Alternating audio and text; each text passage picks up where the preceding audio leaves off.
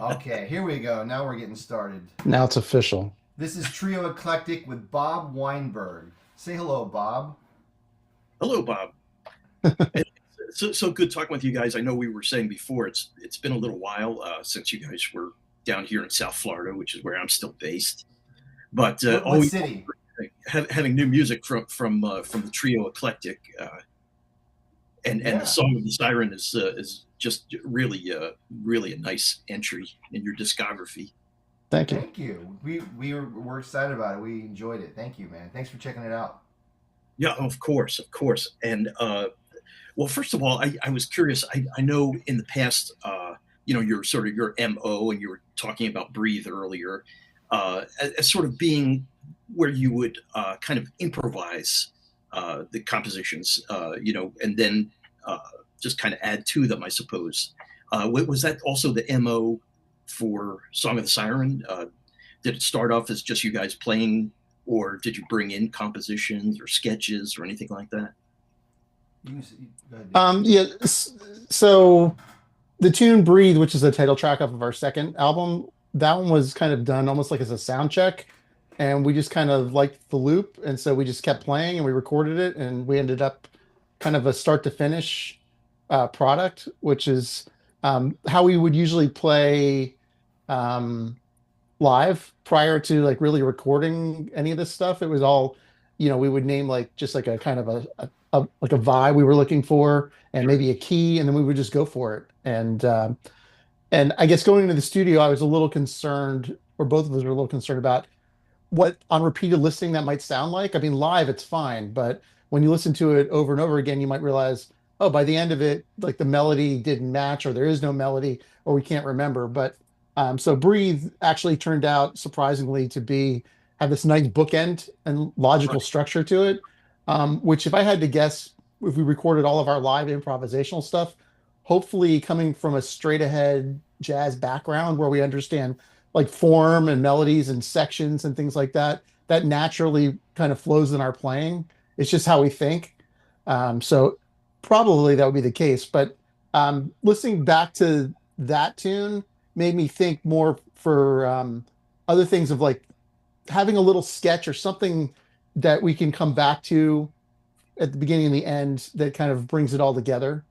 Um, Sure. Almost like a yeah, head melody. R- Right, yeah, but it can still be kind of loose. Some of these songs are like just 8 bars of and not even written like in like a certain meter. They can just kind of float and move in and out. And the loops that you hear on, for instance, Bubbles, which is the first tune on the new album, um, like the loop is part of the composition. After we recorded Breathe, I'm like, oh, we actually have to reproduce this thing now, which means I had to go backwards and figure out how to recreate the loop that I did improvisationally in Breathe. But that gave me it's like some insight into, oh, there are ways to kind of like layer this as a composition to get like a similar vibe. It'll never be the same exact thing like Bubbles, which it starts with maybe two notes and then adds a third and a fourth as it kind of repeats. And you could get these like little, you know, bubbly kind of effects. That won't be identical every time, but the vibe will still be there and it's still set up in a similar way. And then there's a lot of improvisation until it gets to kind of a first theme, and then it'll slowly morph into a second theme, and then it can kind of go back and forth between these two themes. So yeah, it's like a really loose sketch and just a different way to improvise. So. And as far as the album as a whole, I mean, was there any kind of a theme there? I know some of the song titles, particularly we think of Song of the Siren, we think of sirens as kind of mythological creatures, and Bubbles kind of has, a nautical connotation, I suppose. And so I'm just wondering, I mean, do those things sort of occur to you kind of when you're listening back to the music, or is there something that's already, in mind? It's Uh, our South Florida influences. No, we don't. This group is interesting because this the last couple records we brought in compositions, but Dave and I actually started doing this in Florida, playing duo. We called it sure. Duo Eclectic, And back in those days, we never did, well, we did some standards occasionally, but it was 90% like just free improvisations. And, this instrumentation is obviously inspired by the Paul Motion Trio with Frizzell and Lovano. Sure. And, we want to, it's such an important part of our listening, and our, we've seen them many, many times living in New York for a little bit and everything. And we always wanted to do a group like this.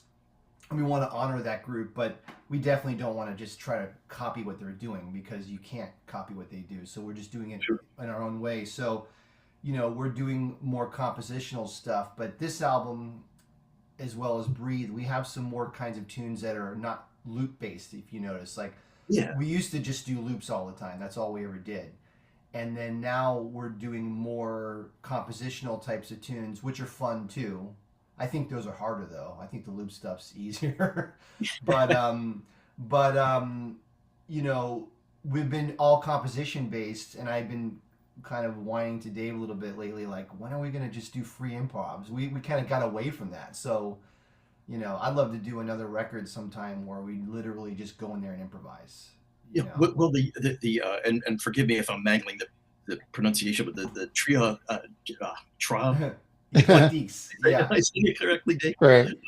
Yeah, but that tune did very much have a free jazz kind of feel to it. Very improvisational. I wonder if that's one that, did you have sort of a structure, or even anything to hang it on, or was that just like, okay, let's just go for it? So I'm not sure how Duane goes about writing for this band, but for me, like, going back to the original, I want a theme, or just an idea. It could be like just something random, like bubbles. Like, what does that make me think of? For that one, Trio Eclectic, I was looking for like kind of like a French song, just how that would make me feel. So it's definitely in three, something that in my mind you would hear like an accordion playing, or something that's kind of traditional, like, period specific, early 1900s kind of thing, or 1920, like, yeah. So literally it's just, and then I'm like, okay, let me just write a sketch based on just some of those sounds and see where it goes.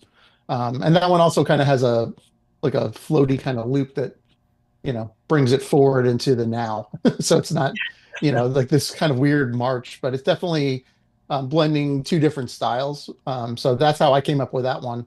But yeah, often I'll just think of like an idea, and just put that idea in my head and write a sketch, which is different than how I would go about composing for a straight ahead jazz group in any way, where it's, Sure.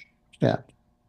Yeah, because it sounded like that, and Babylon, as well. The last track on the album, both had sounded very free to me. They really had that feeling of like, okay, we're sort of creating this in the moment, but I'm sure there's a lot of that goes on even with structure and even with composition that Duane Sure. brings to your compositions and you're bringing to his.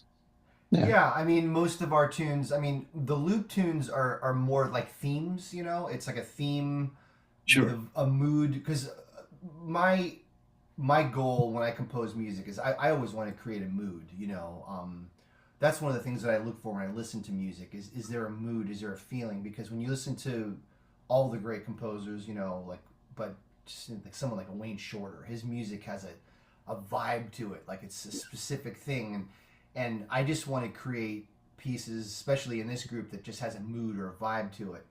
And usually it's a melodic theme over kind of a tonal center, F minor or something like that, but it could go anywhere. There's no rules, Yeah. And then Babylon is just pure chaos. When we heard that back, we were like, this is disturbing. But I was like, well, we live in disturbing times, so it fits perfectly. Then you kind of retrofit the titles, I imagine, to what you hear. That one's actually an old one. Babylon's an old one. I wrote that a while ago. We never recorded it, so and it fit perfectly, so we went for it. Well, I was looking. Oh, I'm sorry. Go ahead. No, I was thinking recently just about, since we were going to be talking, and then we know you back from our South Florida days, like 8 years ago.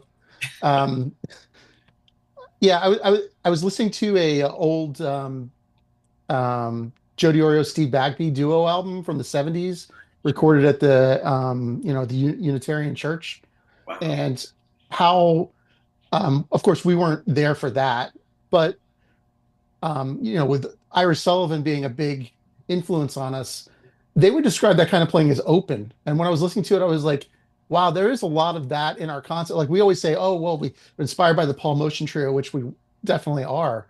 But that kind of open, free playing over a tonality was definitely part of that 70s Miami sound that Yeah. would continue, even, if Ira was playing a straight ahead gig, there'd be an introduction and you didn't really know where it was going to go, and he would just kind of explore it and let it be what it was going to be.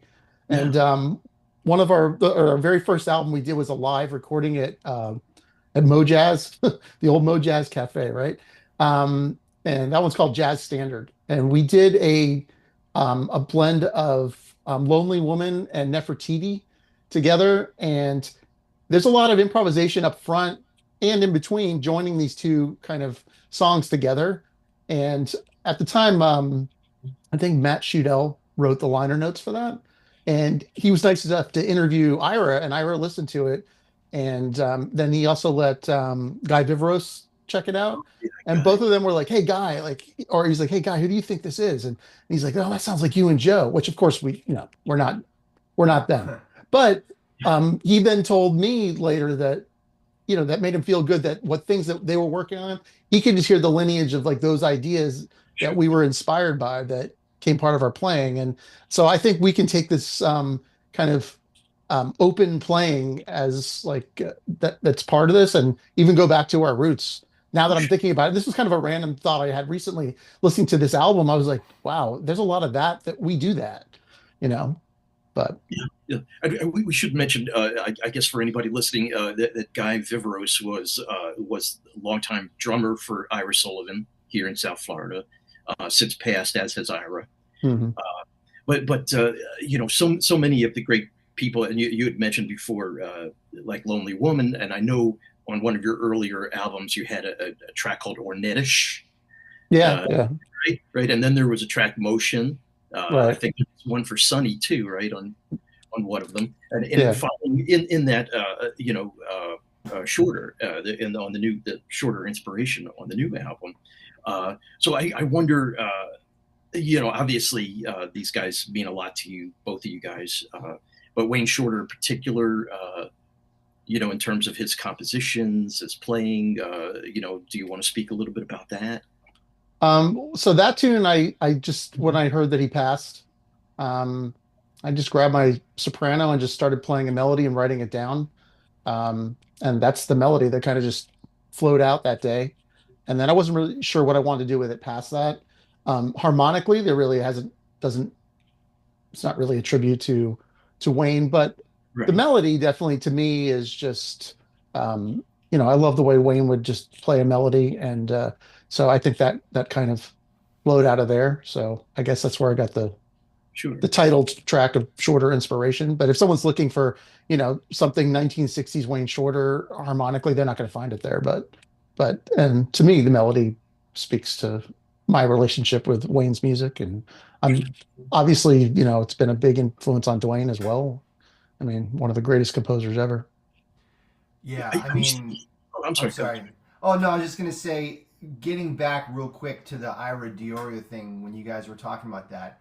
It's funny, like I I need to listen to the straight to the light with the Bagby record. I have it on vinyl. I was telling Dave, and I haven't pulled it out in a long time. And Diorio was like a huge influence on me. I actually studied with his teacher, Oh, Vincent with Vince, Breedis. Vince Brightus, yeah, Did Brightus. you know him? Did you ever heard of him? Yeah, oh sure. I didn't know him personally, but Yeah, lots of people mention him as a great. he With was he, infamous in the South Florida area. But Joe, we would use Joe's books and everything, and the intervallic thing, and when you hear my playing, you probably hear it an Indian influence here and there, and I definitely listen to Ravi and all that. I'm not going to say that I'm knowledgeable of Indian music, because I'm not, but a lot of that was actually through Joe, and Joe had a major Indian influence in his playing. And when that's all there, and like Dave said, us playing with Ira and hearing, we didn't get to see Ira with Joe, but hearing those records, it's totally in our DNA. So I want to touch upon that and agree. And Wayne, of course, Wayne Shorter is Yeah. probably my favorite jazz composer, which is saying a lot. But I guess it's interesting because he also was kind of a storyteller. There was Yes. often like narrative components in his music. Perhaps that was something that he added later. I'm not certain, but I know oftentimes he was telling stories. Sometimes it was in a folk tradition, but you know I wonder if that's also sort of part of your mo. Again, I don't mean to read too much into like song titles and album titles, but Yeah. we look at a song like Gamma Ray, which has that great aggressive rock feel to it, rock jazz, I should say. But of course, for those of us who are fans of like Marvel comics and things like that, you automatically think, Bruce Banner, right? Yeah. Yeah. Well, the Wayne Shorter thing, because a lot of his music, especially like in the mid '60s with the Blue Note stuff, he was really really into like fantasy, and fables and Yes, things like that, and Song of the Siren, that vibe, right? And then the Golden Fang, that's actually from a Thomas Pynchon book, or the movie also, the one with the Paul Thomas Anderson, Inherent Vice. But just I've always been attracted to like that kind of vibe. Wayne's music always has this theatrical kind of dark, but not negative, but just this magical type of thing. And I've always been attracted to that. So that's the mood that I was talking about. He has a mood in his music. It goes along. And the other thing, which is an influence with Dave and I, is his melodies were so catchy, and it was almost like pop music. That's why his songs are so beloved, because they're just so memorable. yeah, And that's one thing Dave and I always try to have in our music, is that, to me, sometimes a lot of modern jazz is just, it almost sounds like blah, blah, blah, blah, blah, blah, blah, and you could say that about bebop too, but more so where it's an intellectual exercise than it is a memorable melody. And I'm not putting down that kind of music, but I'm just saying what I gravitate towards is, I just want something that's memorable, that's beautiful, because I'm inspired by the Beatles just as much as I am by Wayne Shorter or anybody else. You know what I mean? yeah. And that's a The part of it. emotional component, the emotional communication, Yeah. uh, that I heard in quite a bit here. You know, what should be, for instance, I think that was Dave's composition, Mm-hmm. right? Yeah. Which kind of has a very nice, wistful, hopeful. I want to say hopeful, kind of feel to it. But certainly you get the emotional connection there. Well, that You know, was a tune I just started. I, I didn't really have a plan for it. I kind of wanted to write maybe a folk melody, which is usually Duane's bag. Like one of our early albums, Trio Eclectic, he wrote a tune called Seeger. Um, so I was like, well, let me try my hand at it, because he's sure way more knowledgeable about folk music than I am. Um, and so as I kept on getting into it, um, I started realizing like, oh, this kind of sounds like the John Lennon tune. And I still really wasn't aware of it at that point. And then I named it What Should Be. And then I suddenly realized, wait, it's kind of like Imagine. And then like the title even was like kind of a knockoff of that, but it really was not intentional. It just, I started writing, and I don't want to get too political, but we're in a pretty dark place where, just regardless of what side of the aisle you're on, we just, like, this is America. We should be able to disagree and get along in a civilized way, and that's what's supposed to be beautiful about this country. And so, it's hard in instrumental music to make some kind of statement like that, but yeah, I guess that was in the back of my mind of like, this isn't how it should be, yeah, which yeah, is then again coming back to Imagine, right? So, yeah, it just kind of turned out that way. And I thought, well, should I change the title? Because now it's really getting. And I thought, no, no, this happened organically, and that's what it is. So that's how I felt, and I guess that's what John Lennon was feeling too at that point in time. And we're at this other crossroads right now, which there's probably a lot of similarities. yeah. But there is a little bit of a melancholy, maybe even a wistfulness to it that I picked up on anyway. But yeah, the other thing with the title is I was thinking of Led Zeppelin. What was the title? What is or what should be, or is that something along Yeah, what those? is yeah. Led Yeah, Zeppelin 2, great Yeah, song. but certainly that's the only echo there. right. But we should talk, of course, about Chris, and please, I don't want to Mm. mangle his last name. Is it Wabish? Did I Yes. Yeah, correctly? Wabbitch. And he's been with you guys for at least since the 2015 album. Hmm. And a wonderful drummer. Can you talk a little bit about your background with Chris? I met Chris very shortly after I moved to California. He was playing in a local jazz group, and are you still with us, Bob? Your screen froze. Can you still hear us? Huh? He'll come back hopefully. Well, I'm gonna keep telling my story, and Bob will come back. And oh, you there, Bob? Hmm. This is the joy of technology. Maybe Right. what he'll do is drop out and then drop back in. That's what a lot of people do. Anyway, I'll keep the Well, story going. well, do you want to pause for a second and see if he comes back? That's a good idea. I don't know if I can pause. I don't know how to pause. It's okay. I can pause recording. I feel like we're looking to the sides, like, and someone's going, I know. I know. we're like, I think Bob's okay. coming back. Are you there, Bob? He's gonna come back. I'm gonna pause the recording. All right, we're back. We had a little glitch. So anyway, I was telling I moved to California, and Chris Wabich was a drummer that I had seen in a local group playing. And over the years, as you go out and meet people, he was always around, always playing with people. And he's just a great drummer. He's a very creative drummer. He's a composer. He plays with a matter of fact, I saw one of my good friends, Will Brom, last night, who's a great guitar player. He's Arturo Sandoval's guitar player. And Chris is his drummer, and I saw them last night, and they were fantastic. But Chris, I had played with him many times, and I remember Dave and I did the first record with Jason Harnell, who's another great jazz drummer in LA, excellent drummer.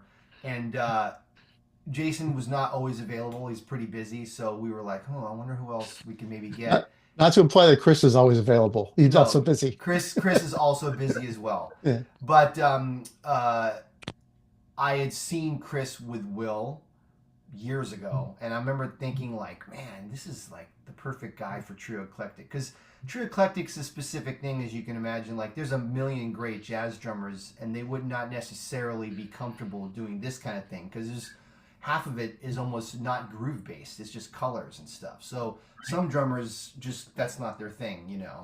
And Chris, he can do anything. He can do just rock, or he could do swinging jazz. He can do avant-garde. So I told Dave, I said we should do this with Chris, and then we got together with him, and Dave agreed, and then we did the record, and he's just been a great drummer, but also a great person. Someone who's just like all about the music, all about like, hey man, let's make great music, let's be creative, and just a loving kind of a guy, and just easy to work with. So we've had great experiences with him so far. He's doing stuff on the record that at the time we don't really process, and then sometimes when we're doing like mixing, we're listening back, we're like, oh my goodness, I don't believe that he did that. Like, for instance, like on Golden Fang, he retuned his drums so it like totally matches the pitches of the song. So Yeah. musical things like that in the moment, yeah, just felt good, sounded good, but there was a reason for it. And like, just, we weren't really aware. Not every drummer thinks that way. He's thinking, oh, I hear these notes, and he starts tuning and getting everything so it lines up, and then he's matching harmonically what we're hearing. And like, not that that's not that common. And on our previous album, Breathe, um, there's another tune on there, where like he's like got like a shaker in one hand and he's playing in the other, and like until you see him live, we did a thing live at the Blue Whale, which was a great jazz club that's opening up again here. It was like one of LA's premier creative jazz spots, and so it's going to be so good to have it back. But we enjoyed playing there, and we did a live video that I kind of consider like a 4-song EP video thing, with multiple cameras. But watching back to that, I'm like, man, he's doing stuff with like, extra sticks in his hands. I don't even know what he's doing, but normally I'm not aware. It's just this beautiful sounds I'm hearing and I'm playing off of it. But it's interesting to watch the guy. He's definitely a very unique player.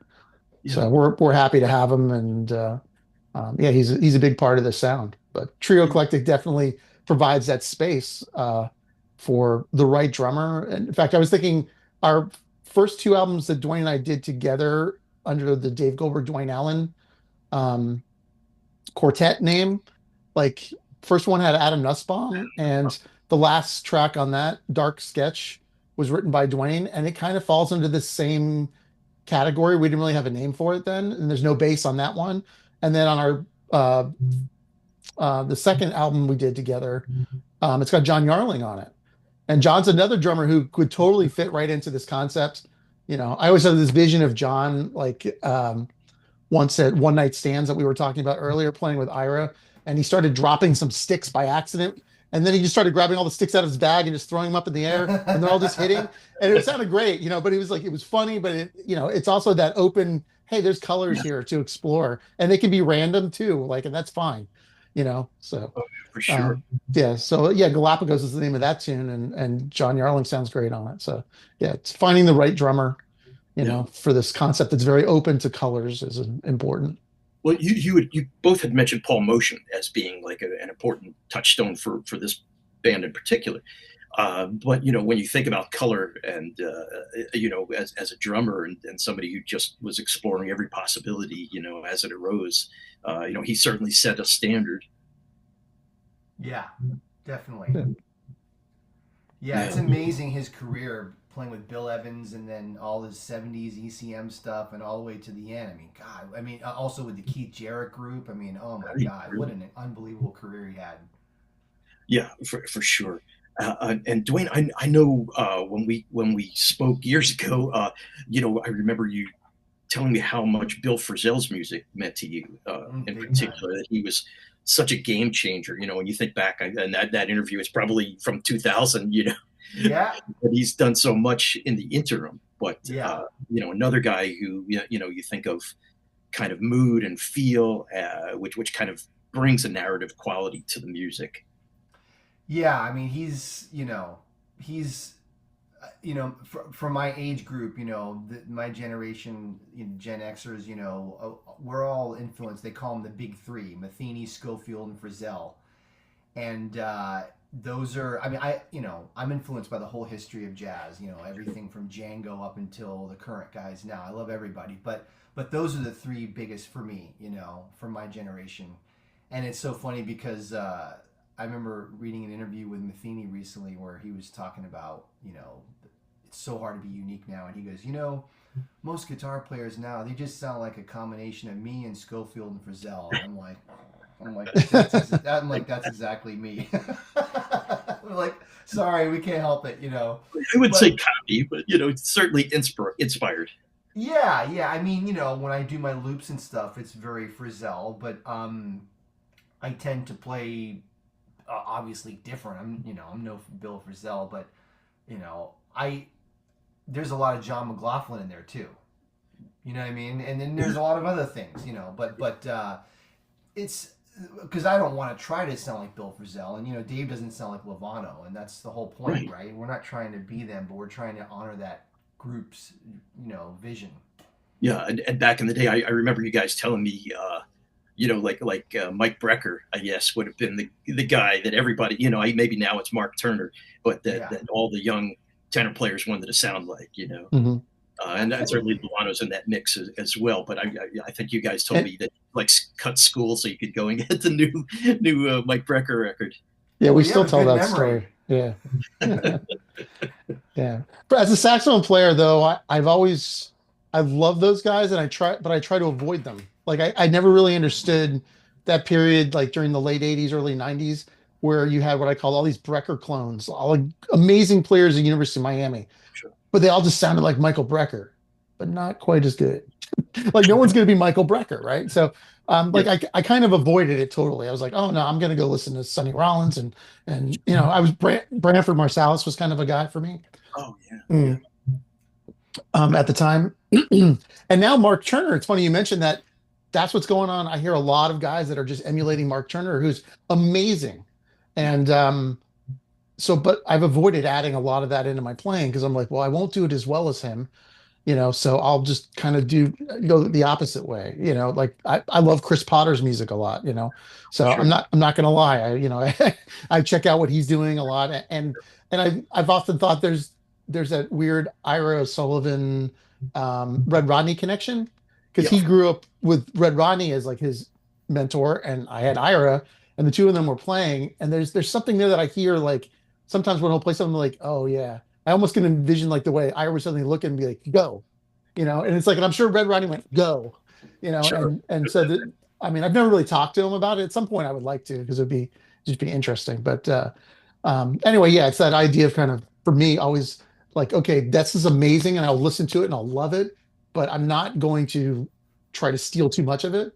Sure. And now that I'm a little older, I feel like I can go back to some Michael Brecker stuff and add it in my playing, and it's safer where it's like, okay, it's just some information in there, but it's Yeah. not him anymore, Yeah.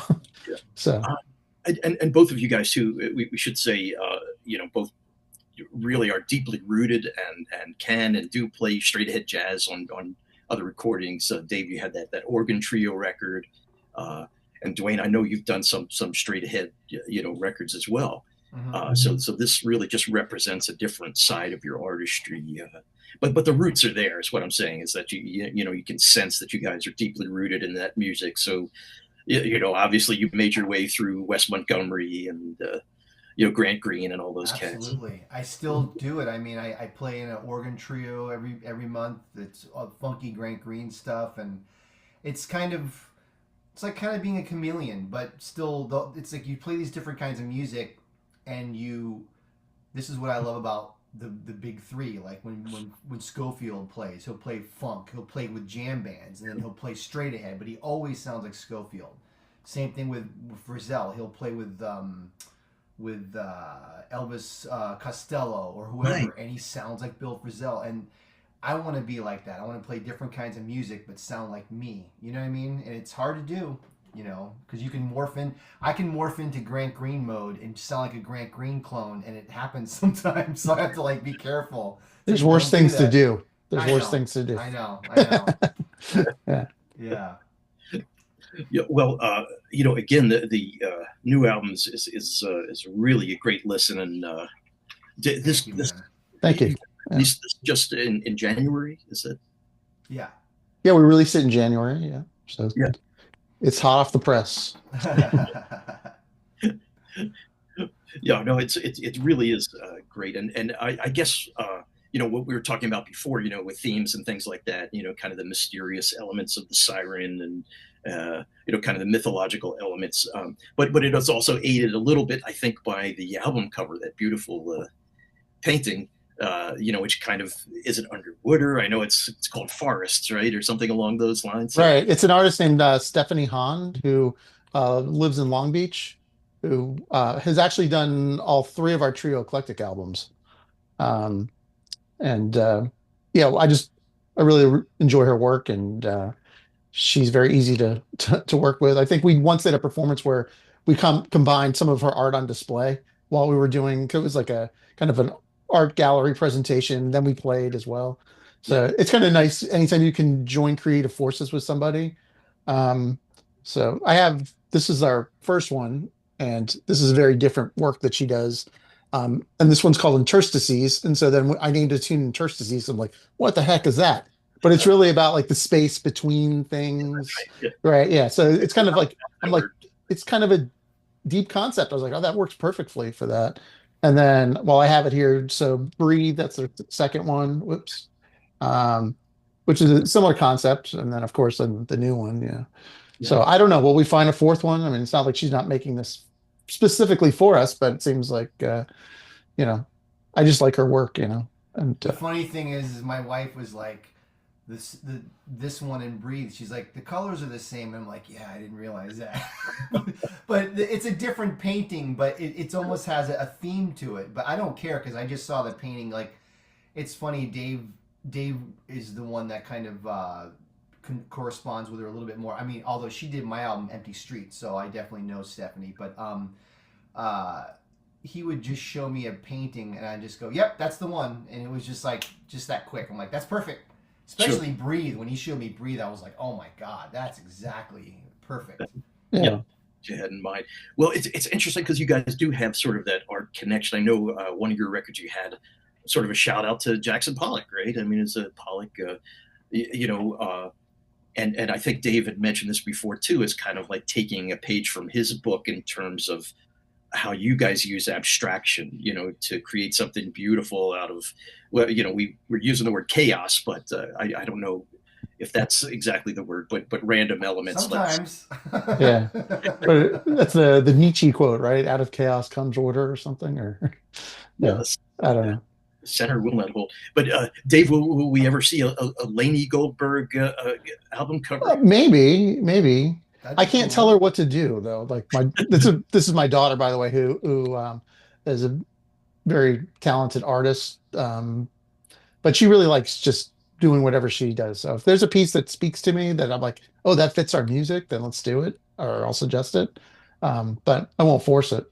Dwayne's Yep. daughter also is pretty talented with art too. So I don't know Yeah, how this worked. We musicians produce artists. I don't know. I can't draw worth anything, and both of our daughters are talented. Dave's daughter Wow. kind of kept up with it more, but my daughter was pretty good at it too, and I wish she was still doing it. She I, kind of does it a little bit sometimes, though. I think they just not necessarily want to be in our creative space. Yeah. They both enjoy music. They love music. They play instruments, but there was like a level where like I'm good. Like that's your thing, Dad. Like I'm gonna find my thing. And I thought, okay, that's pretty healthy. Yeah. Um, Absolutely. They yeah, also see the level of frustration, so they're like, "We don't want any part of that." yeah. I don't know if art world is much better, but yeah, Probably not. yeah. It's visual and still tangible. Like I don't necessarily want to. We don't have to go there, Right. but the fact that music right now is like it's free. Everything's free. In the art world, still people value buying something physical and hanging it on their wall. So, Yeah. yeah, if I had to pick the two, like yeah, being a visual artist is probably a lot more better of a financial decision Well, than a musician. But could be more of a generational thing because I think people our age and older always prize the object of having, I just went to a record show yesterday and came back with a half a dozen, LPs. So, you know, yeah, the physical media still is important to some of us, which is why we love to see great album cover art and liner notes and things like that. So, you That's want to why we blow a print young person. CDs. Sorry, good. No, I was Yeah, gonna say that's why we printed CDs because I want something to hold, and they sound better. I have a room in my house where I got back into vinyl and I bought a nice record player, and like I'm kind of building it up slowly. As you know, it can get very expensive. yeah. So I bought a really nice CD player with a good DAC, and I put the new CD in, and I was like, wow, this sounds really good. It's like there's nothing like it. Yeah. To me, the sad thing is that if you were to buy a car now, you probably wouldn't get a CD port built in. You And don't. to me, that's always been one of my favorite places to listen to music and get familiar with it because you have this sort of enclosed chamber. I just have a small compact car, but boy, I think that just sounds fantastic. that's Yeah. how we used to mix our records. I mean, like we would do it obviously in a studio, right? But I would check that. I'd take the CD and put it in the car and be like, all right, this is how most people are going to listen to it. Does it sound good here? I wouldn't necessarily put it on like, my stereo system at home. And so like now I'm kind of like, well, yeah, now what? Do we like put on our earbuds and listen to it? And I kind of do. Like, I'm like, does it sound good here? And which we all know you're starting at a source where it's just not going to sound that great to begin with. But I think in that world of mixing and mastering, you're seeing people mix and master to that kind of streaming level, Yeah. which is maybe a little scary. I've definitely noticed some recordings that I'm like, wow, that doesn't really sound good. And then I'll go back and listen to it. And I'm like, oh, that's because maybe one instrument was panned all the way on one channel, but like completely. Usually I think if they do that, which was a thing back then, Oh, sure. sometimes it just nowadays sounds thin. So even something that's panned slightly, but still a little bit in one is okay. But some of these older recordings where it's like, guitars all the way over here and sax is all the way over there. It sounds thin on the streaming, which is a drag because it doesn't sound like that in your room if you put a nice record on. Right. Yeah. So, Exactly. Yeah. right. And how are they supposed to know? Yeah. Yeah. with the Who, didn't they have like Quadrophenia was recorded in a certain way that was supposed to be for like 8 speakers? Oh yeah, man! Putting on the headphones, like I tell them, I teach, in a college, in a couple colleges, and I talk to my students about that. I go, man, you guys gotta put on full headphones because I love these earbuds. I use them all the time. But Yeah. I was telling Dave when we first when the CD went live and I was streaming it and I laying in bed listening to it, I was almost horrified. I'm like, oh my god, it doesn't sound that good. And I'm like, oh my god. And then the next day, I drove in my car and I was like, oh, okay, it sounds pretty good. So it's amazing how much the quality goes down when you stream and Yes. you're doing Bluetooth. It's like being double dithered.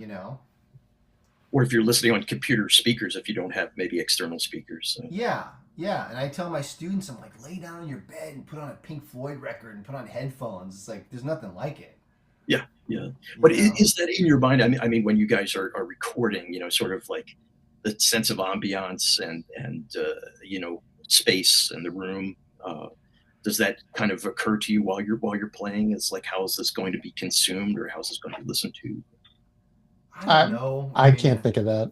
Yeah. Not while I'm playing. I mean, Yeah. I'm just, especially this music, you're really responding in the moment to what, to the unknown. I don't know what Duane's going to do.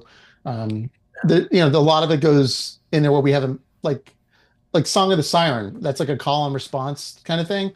We didn't talk about that. I think That we was just your kind of idea. did it. Was it? That was your idea. Yeah, you Okay, started doing it. I was like, we, perfect, do that. yeah, but like that literally just happened on that take. It wasn't something it wasn't built into the composition. It was organic in the studio. So we're kind of in that creative space. And then we work with a very talented recording engineer who's a great jazz trumpet player, Nolan Shahid. Mm-hmm. And so it's like a 2-for-1. You get a producer in the studio whose ears you trust. Plus, it's a great studio. I recorded my last 5 or 6 albums there. Most of my stuff I've recorded there. We've done everything in his studio Yeah. out here. But I remember there was one time like suddenly Benny Maupin walked in and I'm like, this is the coolest, Yeah. where does that happen? Yeah. And just like, yeah, he knows everybody and yeah, you don't know who's going to show up or whatever just to hang out but it's a studio that he built and it's in his garage, it's like not, it doesn't have all the bells and whistles of a, of like if you're looking for something visual, but it's got it's got a vibe to it for sure. So anyone I brought there really enjoys being there and working with Nolan. So Well, everyone loves him. His nickname's Cat Daddy. We all love Yeah. him. yeah. yeah, how could you not respond to that? Yeah. But the fact that also that you guys have been working together, what has it been, about 25 years? Probably more, right? I mean, Well, we went to high school together. and I know you South went to South Broward. Broward. Yeah. Yeah. Where are you living now, Bob? We're in South Florida. I'm in Hallandale, but I okay. get up that way. I pass South Broward, and I know you were growing up in Dania, right? Right, Yep. Duane? Mm-hmm. Dave in Hollywood. Mm-hmm. Are you guys Yeah. both natives of South Florida? Or? Totally. Yeah. Yeah. Yeah, yeah. Yeah. Talking about South Florida, I did one of my podcasts with Randy Burnson, which was awesome. Wow. Yeah. Randy, of course, is a great jazz composer, musician in South Florida, and I was talking to him about South Florida. And Dave and I, we owe so much to the musicians down there. I mean, we talk sometimes. Dave and I will have a drink or whatever, and I'm just like, I can't believe the level of musicians that we grew up around. I mean, it was unbelievable. Ira Sullivan, Mike Sure. Gerber, the Oh. Castellano brothers, Randy Burnson. I'm leaving out 20 other people. Dr. Lonnie Smith. Yeah. And it was just like the level of musicians that we were on, and not only that, like when we would gig, we would just, who's the hot shit at right now, and we would just call them on our gigs, and we didn't go to University of Miami. I wanted to, but it just didn't happen. And but we got to play with all those guys because and they were great players from all around the world that would come there. So we were just so lucky just to be around Sure. that scene.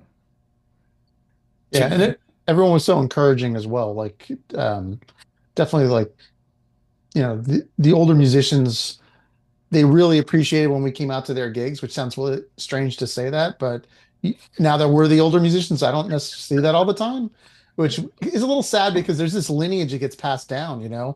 Like I tell my students things about we're like working on a Charlie Parker solo. And I'm like, I'm telling him things that Ira told me, which means Bird told him. So I'm like, you're just getting this as like, secondhand, third hand information from Charlie freaking Parker himself, that's crazy. And or like that I use Adam Nussbaum on some of my recordings. Same thing. Like he'll tell me something and he's like, this is what Stan Getz told me. It's like, wow. So now Stan Getz is like told me this information.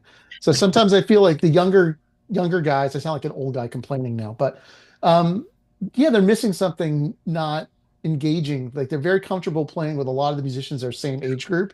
And there's a lineage, I think, that's lost there, unfortunately.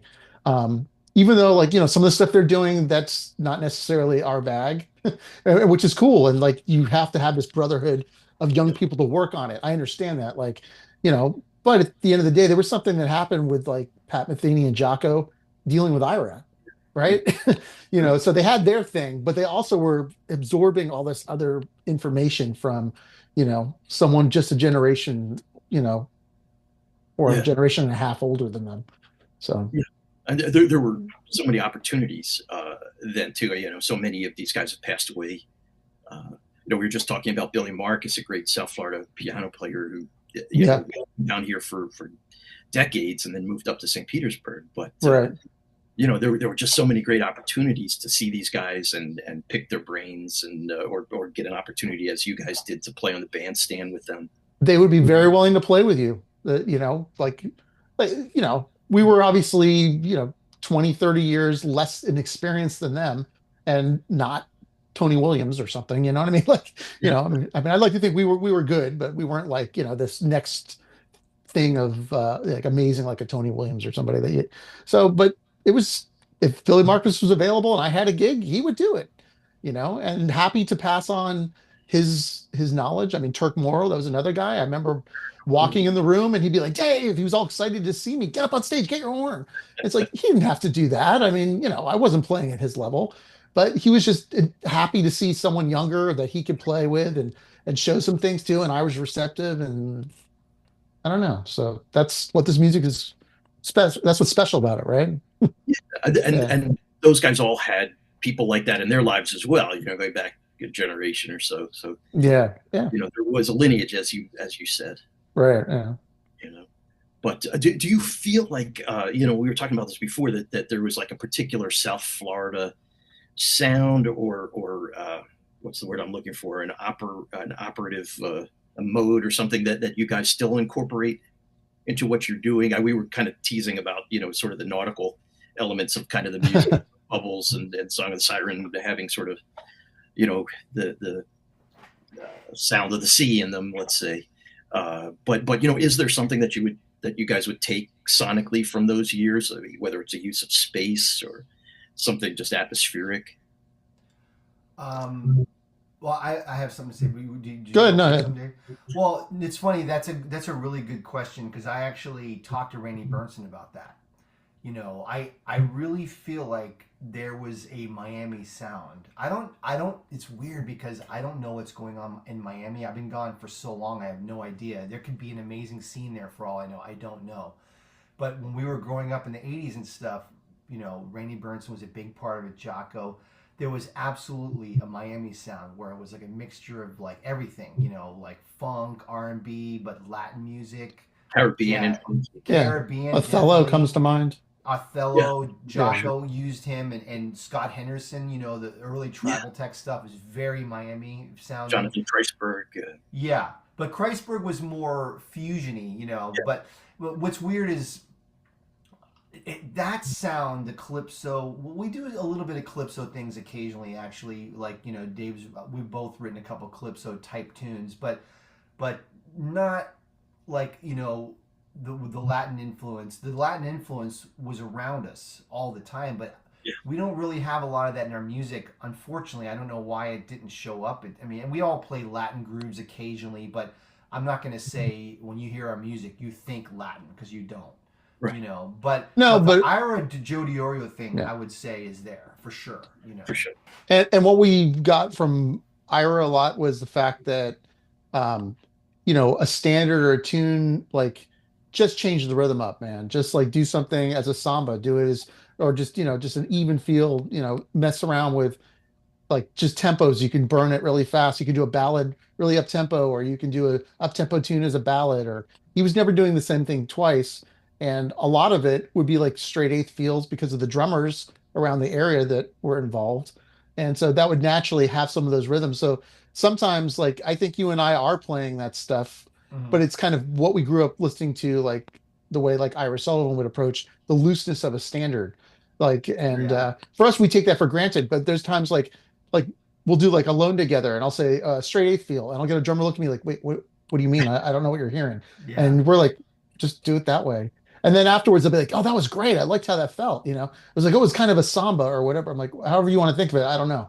Like, like Ira wouldn't start naming beats. He's like, that's the drummer's job. You figure it out. But he would just go for a feel, and he would set it up just by playing. He wouldn't even talk that much. I mean, I think if I were to do that to the people out here, they'd freak out. Like just start playing. Duane wouldn't because he's used to that. But um, yeah, so at least I'll discuss lightly where Ira would just go. Now we're going. That's it. Yeah. Take off. Off to the races we go, and you're like, I thought this was a ballad, and he's like playing fast, bebop over it. And his But tempos too. Like when I first moved out here, and I say, "Let's play something up," and then somebody go, "1, 2." I go, "No, no, no, no, no. That's not up." And I'm not saying I'm great at playing fast tempos because it's not easy. But man, when Ira like that's 2 and 4, and you call that to like what? That's crazy, because it is hard to do that. It's very hard. But Ira just did it all the time, like it's nothing. Yeah. Yeah. Well, it's great to hear that the South Florida days have stayed with you to a degree. Of course. Do you both still have family down here? Well, Dave's mom passed away, so he you don't have anyone down there, no, right? I have my in-laws are down there. Yeah. Yeah. Yeah. My mom passed away, but my dad moved up to Sebastian. So it's sad because I see him every year, and I can't get him to go anywhere. He won't go anywhere. So I miss Hollywood and Lauderdale, and sometimes I'll go, but he lives in Sebastian, so I just go to Sebastian, and I have no connection with Sebastian at all. I mean, it's nice, I like it there, but there's nothing there from my childhood. Yeah, But that's where all the surfer guys would go. I know they would all trek up there before. I went to Hollywood Hills, and so we had a yeah. surfer contingent that would drive up there in the morning before class and come back. Yeah, right. But I occasionally go there, but it's changed so much. It's so different than when we were kids, and everyone that we knew, like almost, we have one friend left who lives down there in Davie, but everybody else left. So it's weird. I go there, and this is my home, and I'm like, I'm a tourist. This is not my home anymore. It just feels weird. You know what I mean? But Yeah. I miss it in some ways. I definitely miss the ocean. I love the ocean down there. There's still plenty of musicians we probably could connect with. Like Martin Probably. Bejarano's down there. I stay in touch Yeah. with him a little bit. It's Hmm. been a minute since I talked to him, but like we went to college together, and now he's teaching at University of Miami. Um, yeah, there's probably still several players down there that we could connect with, and Sure. that it's been a minute. Yeah. Well, we were sort of touching on this before, but the fact that you guys have been playing together so long, that has to add a dimension to what you're doing. Almost like reading each other's minds in a way. Not to put too fine a point on it, but is there some of that going on? Like when you're composing, you kind of hear, say, Duane, you hear what Dave might do here, or vice versa. We definitely know each other's styles for sure. You know what I mean? I mean, the way we play, I remember we did a duo gig once. We were just playing just duo, and I was going to school at the time, and my professor Kei who he played with Miles Davis for a while. He was in the '80s group, and he made a comment. He goes, "Man, you guys are like reading each other's mind," and I was like, "Yeah, I guess we do that because it's been a long time." Yeah, sometimes I consider myself like the seventh string on your guitar. Yeah, like I'm very familiar just what your chord voicings and sounds are like, and I kind of know where I can fit within that, you know. Yeah, And then when I play with other people, sometimes like I'll go for that and it's not there, which is okay. I just move to something else. That can be refreshing too. So we yeah, do play with other people, which is nice. But there's something that kind of keeps us coming back together, and yeah, it's a long time connection. And if you think there aren't that many people in jazz that have that, um, like I guess the Larry Goldings trio comes to yeah, mind. Like they've been around for a while, and they say similar things that I know Duane and I feel in terms of just that you keep coming back to this thing, and so it can keep growing and growing and be something else. And you're just in a comfortable spot where Duane and I can say anything creative to each other, and it's not going to be taken, you know, the wrong way or whatever. It's all good, you know. It's like yeah, it's just like it's a brotherly love and respect, and you know, I enjoy the way he writes. Like we have similarities, I guess, in our writing, but also like it could be completely different. Like I said, I think I approach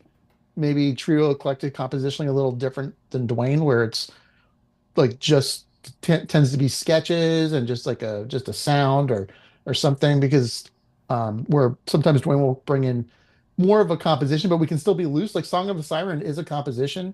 but it's definitely loose on there. Like the introduction that I came up with, like I think we did do take two takes of it, and on that take I used something called a freeze pedal.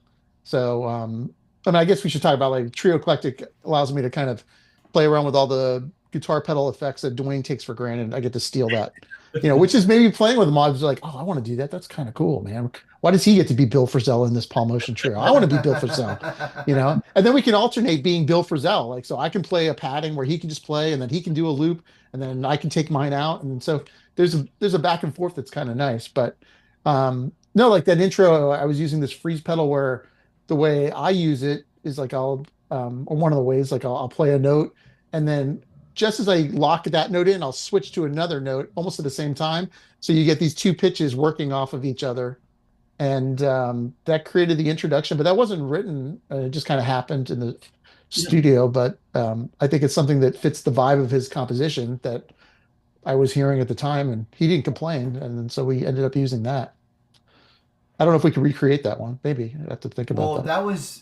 that intro was from take one, and Dave was like, "Why don't we just use that for the beginning of take two?" And I was like, "That can't be done because we're not playing to a click." And Nolan's like, "I can do it," and then he did it, and I was like, "I can't believe you pulled this off," because there's no click. If there's a click and you have sections, you can easily paste. It's very easy to do Yeah. that. But there's no click at all. There's no tempo or anything. It's just a recording. In our And we defense, don't. I will say that's probably the only place on the album that we had a little studio magic help. Yeah, And that's yeah, because I just fell in love with the beginning of that. Probably too much. Nobody else would have noticed, but I was like, oh, I gotta have that. I gotta have that. And Dwayne's like, yeah, yeah, but I really don't like that take. I'm like, oh, but I gotta have that. Let's just try it. yeah. And no, it did work. But one of the things I'm proud about, and maybe this is like my straight ahead jazz arrogance in me, is that whatever you hear, like 99.9% of it can be recreated and was done live. There's no like, let's add this loop in and take that loop out. And it's set up where like I have my saxophone mic'd, and then I have a clip-on mic that goes to my effects pedals, and then that goes into an amp, and then that amp just is mic'd as well. So, and Dwayne's the same way. Like whatever's on his, it goes right into his amp. So the loop is part of everything. So you can't really edit it too much. That was one part where I guess we cheated, we're busted. But that's kind of a silly way to think, I guess, creatively. Yeah, Well, I everybody mean, redoes stuff. Teo, Um, Teo Machero and Miles, and Bitches Brew. I mean, I think Mhm. that really was a product of the studio. Yeah, Whereas I remember Jack DeJohnette telling me, he's like, I heard it back and I didn't even know that I'd played on it. It yeah. was yeah. such They were just creation. they were just pasting improvisations together. Yeah. Well, Yeah. I And have gotten a few comments on this album from other people saying like, "Oh, I love the studio production. I love the production," and I'm like, "Okay, I'm not sure what that means, but I think it means they think that all the layers of sound are like re-recorded and over and over. And yeah, they are. They're loops, but they're real-time loops that are creative in the moment of what based on what we're hearing. It's sure. not, trying things and cutting and pasting and splicing and it's just not done that way. So." like if you go to hear Trio Eclectic live, you're getting the same performances that you get in the studio. Yeah, Yeah. did you guys gig last night? Was that what you were saying? Or Thursday. Thursday? Oh, Thursday, yeah. Yeah, a couple Last nights night, ago. yeah, last night I went to go see a friend of mine. But yeah, we played Thursday. We should have recorded it, but I don't know. We didn't. There's a bunch of young people with it on their phones. It's floating out there somewhere, probably. Yeah. Like, three old men play jazz. Click. put I it don't in know. YouTube and you might come up, right? Sorry? Yeah, If you put it in YouTube, you might come up with some. Maybe. maybe. I mean, like I said, we did that video EP Yeah. from 2019 at the Blue Whale, which, um, other than having someone come in with multi cameras, it was just one soundboard. So whatever you hear is what was being played that night. And that's Um, available on your website, davegoldberg.com. yeah, and it's on YouTube. Yeah. So it's like 4 tunes, about 8-10 minutes a track, whatever we played live. Yeah. But we kind of want to document the live thing, but the multi-camera thing's kind of cool. Yeah. But yeah, it was just one, soundboard click. That's what you got. So, We're gonna be playing at a there's a venue out here called Alva's Showroom. It's in San Pedro, like a kind of a suburb of LA, and that's where I was last night. And I didn't tell Dave, but we're gonna get booked in there. I met with the guy, and they just haven't gotten back to me yet. But well, what does it pay? that's that depends upon how many we bring out. So That's one of the. yeah, no, but no, but it's a really, really great sounding room, and they have a camera set up, and I'm going to talk to Dave about it, but I think we need to do a video because, to be honest with you, Bob, this band does not perform very often. I would like to perform more, but it's hard because it's just also, this is a very, very creative music, so we can't just play like a sports bar or something. And there are venues that have this kind of music, but it's weird because like sometimes some of the avant-garde fans or venues, they almost view us as not being avant-garde because a lot of our stuff's very melodic. Melodic, yeah. So they think of us, well, you're not really avant-garde, and then obviously a straight ahead room, no, you're not. This is weird music, So we're kind of in some weird middle ground where we don't fit in either, and you could say that about the Paul Motion Trio because they did a lot of beautiful stuff too. It was very melodic. Well, I guess that's where the eclectic moniker comes in. Yeah, it's in the title.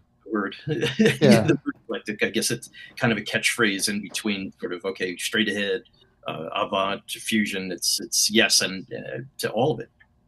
Yeah, and the fusion thing, like Gamma Ray, that was straight up fusion, which we haven't done that yet. But why not?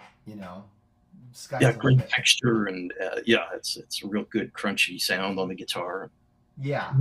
I'm the older I get, the more I'm like I know this sounds like hippy dippy whatever. I don't think of like boxes and genres. It's silly to me. It's like this is straight ahead, this is fusion. It's like, dude, it doesn't matter. It's music. It's all music. Like the band that I saw last night, they were playing like what sounded like 80s fusion. And it was great. I loved it. And I was like, I would be totally happy playing like that too. Like I loved it. It was great.